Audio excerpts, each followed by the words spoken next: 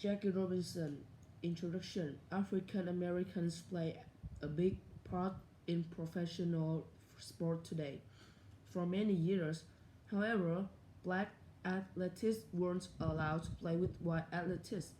One African American, Jackie Robinson, changed all that. His courage made him a baseball hero and a champion for equal rights. The early years. Jack Roosevelt Robinson was born into a poor Georgia family in 1990. 1919.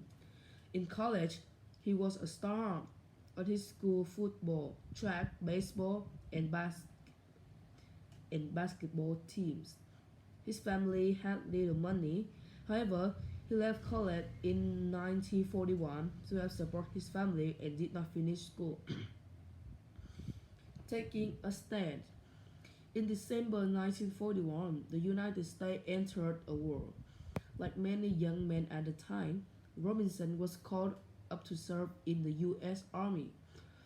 One day, he and a group of soldiers got an army bus. The army bus was segregated.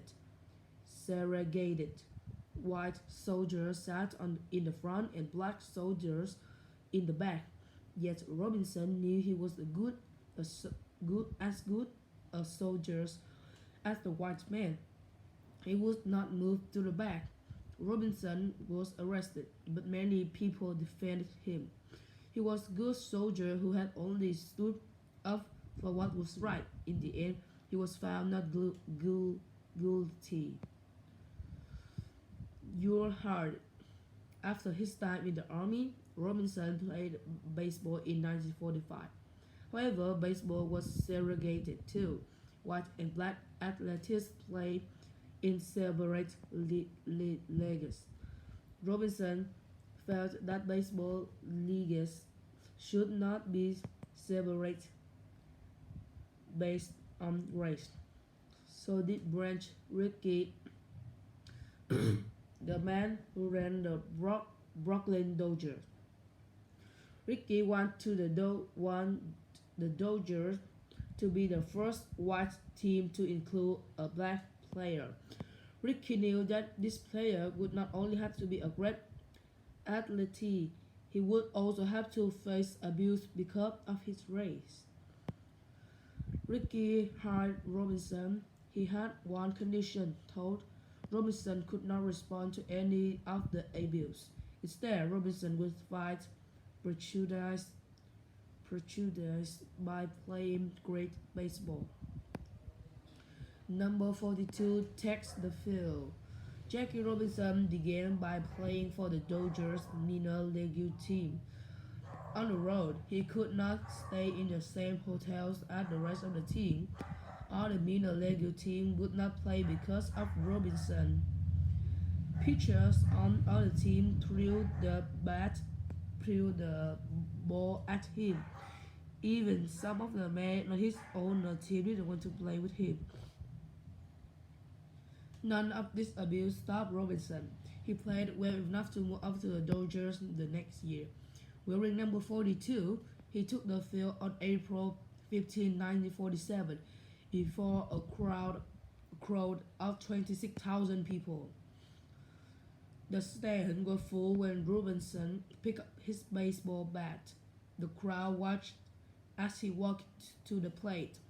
Insults ran out from the other team's dugout. The words hurt, but Robinson did not respond. He let his bat do the talking.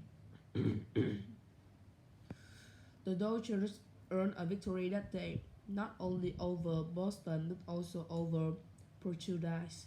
Robinson forced many people who thought less of African American to think again. Robinson went on to have a great career. In 1949, he was voted most valuable player in the league. He was a fast runner who led the league in stolen base. In 1962, Robinson became the first African American to get into the Baseball Hall of Fame. His number, his day, In 1997, the number 42 was retired from professional baseball. No other player could wear that number. The only time the number 42 is worn is on April 15, the day of Robinson's first game with the Brooklyn Dodgers. On that day, every player's uniform bears the number 42 in memory of Jackie Robinson. Beyond baseball. After Robinson stopped playing baseball in 1957, he went into business. He became the first black vice president of a U.S. national company. He also became a civil rights leader. He continued to work for equal rights for all people until his death in 1972. Today, in the United States, more people of color play in the world of sports than ever before. We all have number 42 to thank for that.